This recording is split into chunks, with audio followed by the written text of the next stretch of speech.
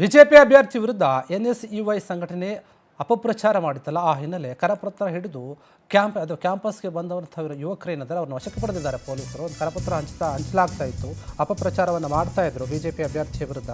NSUI ಯುವಕರೇನಿದ್ದಾರೆ ಅವರು ಕರಪತ್ರವನ್ನು ಹಿಡಿದು ಕ್ಯಾಂಪಸ್ಗೆ ಬಂದಿದ್ರಲ್ಲ, ಅವ್ರನ್ನ ಬಂಧಿಸಿದ್ದಾರೆ ಪೊಲೀಸರು 18 ಜನರ ತಂಡದಿಂದ.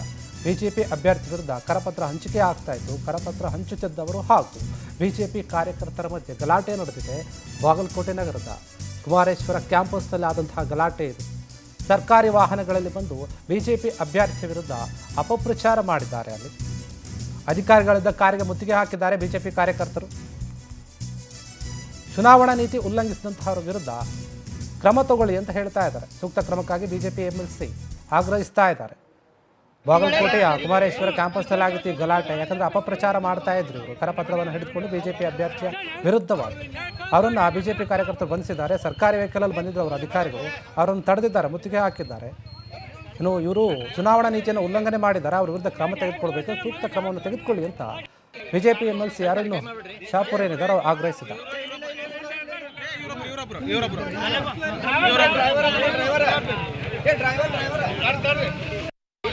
ಸರ್ ಬೇಕಾದಾಗಲಿ ಹೊರಗಡೆ ನಾವು ರಾಜಕೀಯ ಮಾಡ್ತೀವಿ, ಹೊರಗೆ ಮಾಡೋಣ. ಕ್ಯಾಂಪಸ್ ಅಲ್ಲಿ ಹುಡುಗರು ಅಟೆಂಡ್ ಮಾಡೋದು ಹೆಂಗಿದೆ?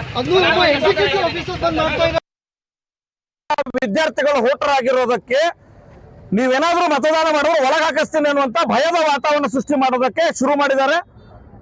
ಆ ಪತ್ರಿಕಾಗೋಷ್ಠಿಯನ್ನು ಫಾಲೋ ಮಾಡಿ ಕೆಲವೊಂದು ಜನ ಕಾಂಗ್ರೆಸ್ ಕಾರ್ಯಕರ್ತರು ಇವತ್ತು ಮೆಡಿಕಲ್ ಕಾಲೇಜ್ ಒಳಗಡೆ ನುಗ್ಗಿ ಪಾಂಪ್ಲೆಟ್ ಅನ್ನು ಹಂಚುವ, ಇಲ್ಲಿ ಗಲಾಟೆ ಭೀತಿಯ ವಾತಾವರಣ ಸೃಷ್ಟಿ ಮಾಡುವಂತ ಕೆಲಸ ಮಾಡಿದ್ರು. ವಿದ್ಯಾರ್ಥಿಗಳೆಲ್ಲ ಸೇರಿ ಅವ್ರನ್ನ ಹಿಡಿದು ಪೊಲೀಸರು ಕೊಟ್ಟಿದ್ದಾರೆ. ಈಗ ಇಲಾಖೆ ಅಧಿಕಾರಿಗಳು ಸ್ವತಃ ಸರ್ಕಾರಿ ವಾಹನಗಳಲ್ಲಿ ಬಂದು ಕಾಂಗ್ರೆಸ್ ಪಾಂಪ್ಲೆಟ್ ಅನ್ನ ಹಂಚುವ ಮತ್ತು ಅಲ್ಲಿ ಏನೇನಿದೆ ಅಂತ ನೋಡ್ಬೇಕು. ಈಗಿನ್ನು ಕಾಂಗ್ರೆಸ್ ಏಜೆಂಟ್ ಆಗಿ ಅಧಿಕಾರಿಗಳು ಕೆಲಸ ಮಾಡುವಂತ ಕೀಳು ಕೆಲಸಕ್ಕೆ ಇಳಿದಿದ್ದಾರೆ. ನಾ ಇದನ್ನ ಅತಿ ಉಗ್ರ ಶಬ್ದಗಳಲ್ಲಿ ಕಟುವಾಗಿ ನಿಂದಿಸ್ತಾನೆ.